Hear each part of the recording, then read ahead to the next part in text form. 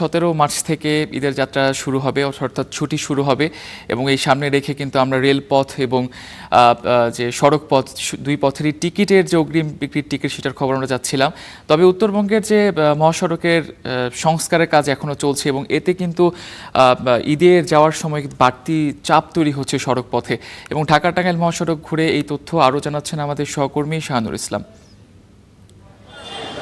ঈদের হাতে গোনা আর কদিন বাকি, 2-3 দিন বাদে ঢাকা ছাড়তে শুরু করবে রাজধানীবাসী। এরকম সময়ে ঢাকা টাঙ্গাইল হয়ে উত্তরবঙ্গ বা ময়মনসিংহগামী গাড়ির অতিরিক্ত চাপে দেখা যায় তীব্র যানজট। ঢাকা টাঙ্গাইল মহাসড়কের একটি গুরুত্বপূর্ণ পয়েন্ট চন্দ্রা। উত্তরবঙ্গে মানুষের ঈদযাত্রা দীর্ঘশ্বাসে পরিণত হয় এখানে। প্রতি ঈদে যখন ঘরমুখো মানুষের ঢল নামে তখন এখানেই তৈরি হয় তীব্র যানজট। সড়কে যানবাহনের অতিরিক্ত চাপ আর বিভিন্ন দিক থেকে ঢোকা গাড়ির কারণে নিয়ন্ত্রণ হারায় ট্রাফিক ব্যবস্থা। চন্দ্রার পরেই বড় বাধা হয়ে দাঁড়ায় টাঙ্গাইলের এলেঙ্গার জ্যাম, যেখানে চলমান ফ্লাইওভার নির্মাণ কাজের কারণে ভোগান্তি পোহাতে হবে ঘরমুখো মানুষের। পুলিশ বলছে ফ্লাইওভারের কাজ শেষ না হওয়ায় বড় ভোগান্তি তৈরি হওয়ার শঙ্কা রয়েছে। ঘরমুখী মানুষ নিঃসন্দেহে এবং ভোগান্তি ছাড়াই পার হতে পারবে। তবে এখানে একটু চ্যালেঞ্জ আছে, এলেঙ্গা ফ্লাইওভার 550 মিটার ফ্লাইওভারের ক্ষেত্রে আমাদের একটু চাপ আছে। প্রায় 1000 পুলিশ মোতায়েন করা হয়েছে।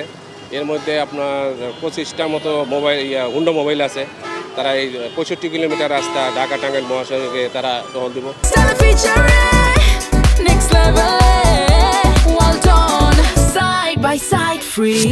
এলেঙ্গা থেকে যমুনা সেতুর আগে প্রায় 13 কিলোমিটার রাস্তা সংস্কারের কাজও চলছে। এ কাজেও রয়েছে ধীরগতির অভিযোগ। ফলাফল যমুনা নদী পার হবার আগে বাড়তে পারে ভোগান্তি। বিভিন্ন সাইডের গাড়িগুলো এদিক দিয়ে ঢুকে, এই জন্য যানজট হয়।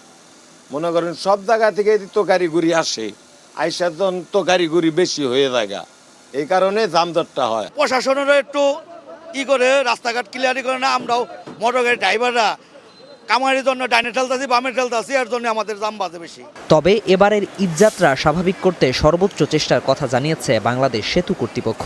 দুই প্রান্তে 7টি করে 14টি টোলবুথ চালু থেকে ঈদের সময় আমরা অতিরিক্ত 2টি করে 4টি টোলবুথ বৃদ্ধি করি এবং সেই 2টি আমরা মোটরসাইকেলের জন্য আমরা 2টি লেন ডেডিকেটেড করে রাখি, যেটা ট্রাফিক কন্ট্রোল করার জন্য। ঈদকে সামনে রেখে ঢাকা টাঙ্গাইল মহাসড়কে আইন শৃঙ্খলা বাহিনীর তৎপরতাও দেখা গেছে। রাজধানী থেকে ছেড়ে আসা উত্তরবঙ্গগামী সকল গাড়িকে যমুনা সেতু টোল প্লাজা দিয়ে অতিক্রম করতে হয়। সাধারণ দিনে যেখানে চলাচল করে 20 থেকে 25 হাজার যানবাহন, ঈদে তা বেড়ে দাঁড়ায় 40 থেকে 50 হাজারে। অতিরিক্ত এ যানবাহনের চাপ সামলাতে হিমশিম খেতে হয় কর্তব্যরতদের। ঈদকে সামনে রেখে তাই অতিরিক্ত জনবল নিয়োগের পাশাপাশি যানজট নিরসনে বাড়তি সতর্ক অবস্থানে থাকবে বলে জানিয়েছে আইন শৃঙ্খলা বাহিনী। তবে মাঠ পর্যায়ে তা কতটুকু কার্যকর হবে তা এখন দেখার অপেক্ষা। শাহানুর ইসলাম, স্টার নিউজ, টাঙ্গাইল।